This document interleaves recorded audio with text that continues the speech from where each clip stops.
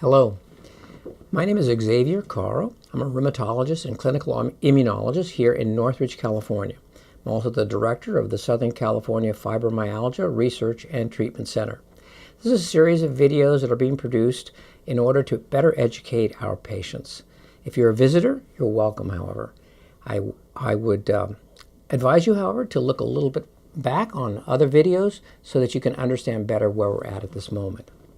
In the last video, we talked about the fact that chronic bacterial stimulation of the immune system frequently leads to the production of local inflammatory products which may circulate throughout the blood system, that is the vascular system, and cause irritation, even injury to tissues.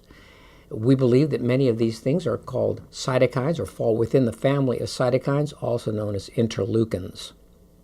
Now, this tissue injury that occurs in fibromyalgia may be widespread and may be identifiable in many different tissue areas.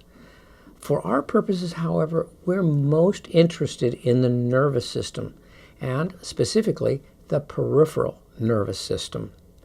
Now, the peripheral nervous system, for purposes of our discussion, can be divided into two components. One is the large nerves, and the other are the small nerves. More specifically, the large nerves are nerves in the body which are large enough, shall we say, that many of them have names. And you may have heard of many of these through common everyday knowledge or high school biology. For example, the femoral nerve, the sciatic nerve. Oh, my sciatica is bothering me, and so on and so forth. There are many such nerves. These nerves are large enough so you can actually physically see them at the time of surgery, for example. You may identify them in specimens of humans who have passed away, and they're very well known. You can look at these at any number of textbooks or on the internet. There are, however, a number, probably billions, of other small nerves. Now, these nerves are distributed throughout the body. But for purposes of our discussion, we're going to talk about those that are in the skin. Now, intuitively, you would know that they're there. How? The fact that you can feel, say, a mosquito walking across your arm, or someone lightly brushing your arm, tells you that there are small nerves in the skin of the arms. These small nerves are very, very delicate and very easily irritated. That's why you can feel that light mosquito or light brush. Now, it is our belief that the circulation of cytokines and interleukins, which are inflammatory, recall, they can cause injury to these nerves, both the large and the small nerves.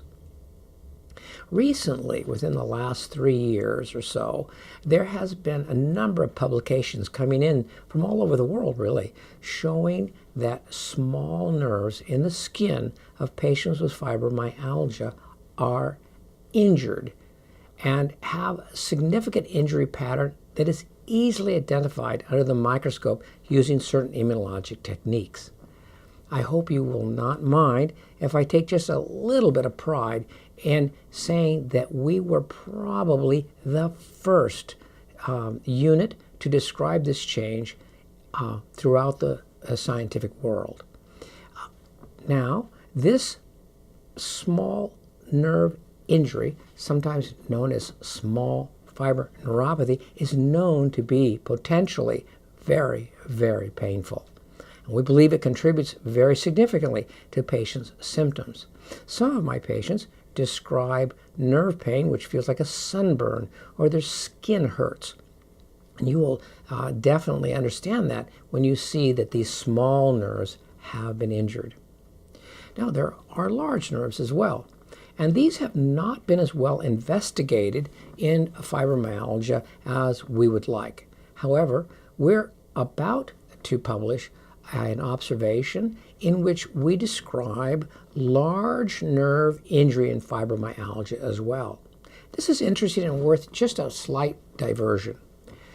You may know that large nerves are somewhat like electrical wire, the wire you would use in your home to run electricity from one spot to another. That is, there's a central core which carries the nerve impulse, and then there's a fine sheath around that nerve which protects the central core and also helps in the human body to transmit that electrical impulse. In autoimmune or immune-related inflammation of the larger nerves, there's a stripping away of this external sheath called myelin. It, if you like, looks like a Los Angeles street full of potholes. And this disrupts conduction of the electrical signal down the nerve. If the nerve injury becomes great enough, then the nerve itself, that's including the internal core, may be destroyed. In any case, under certain special circumstances, the large nerve injury itself can be painful. So you have painful small nerves, small fiber neuropathy, and under certain circumstances, painful large nerve injury. You might find it interesting to know that patients who have nerve injury experience something that we were not really meant to experience in our everyday lives. You probably have injured yourself in common ways frequently. You may have fallen and maybe hit your elbow. You may have broken a bone. You may have been hit by a baseball into your thigh.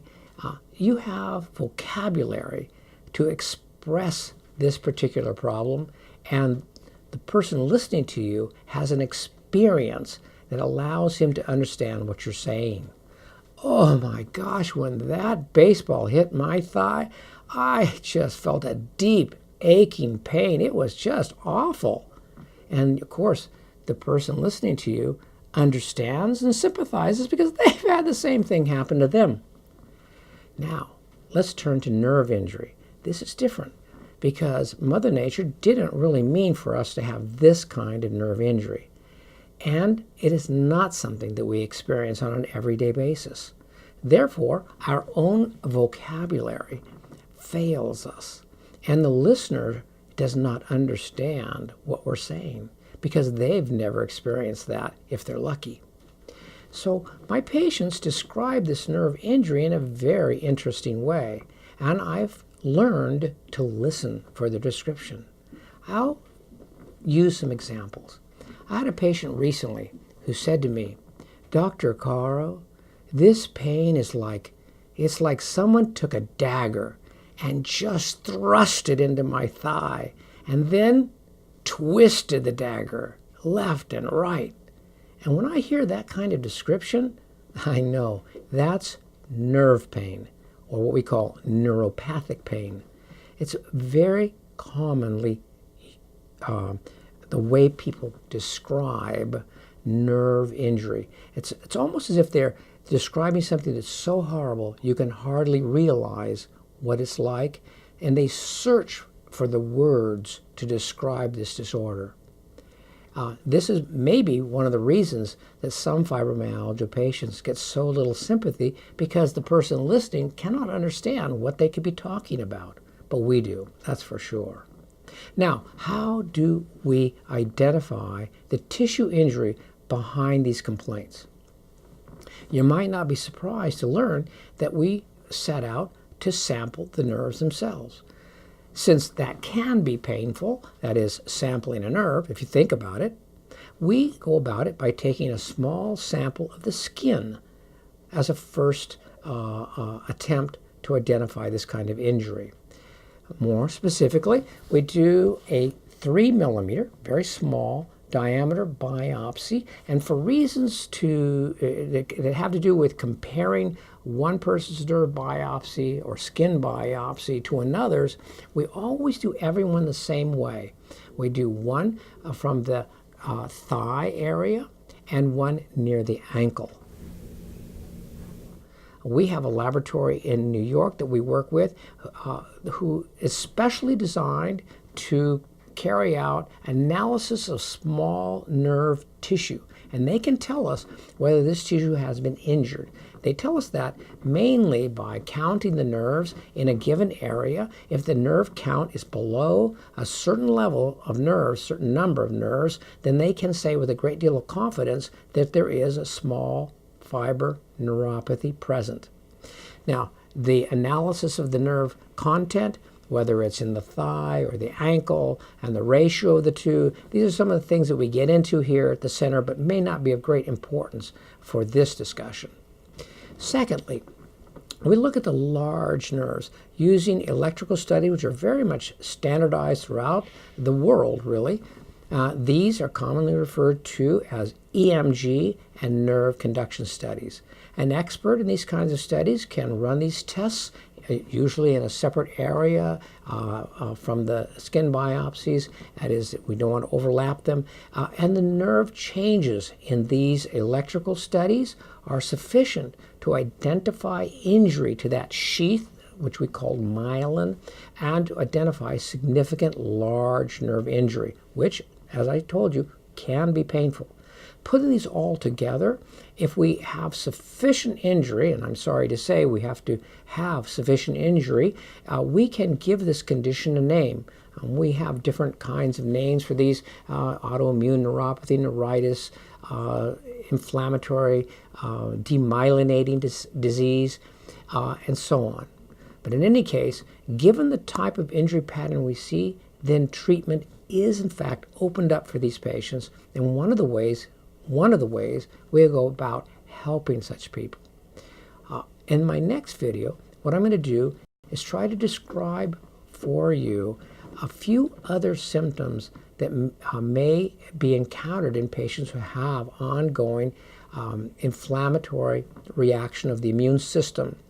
And then I'd like to start stepping into the area of how we would go about treating these problems and helping our patients. Thank you.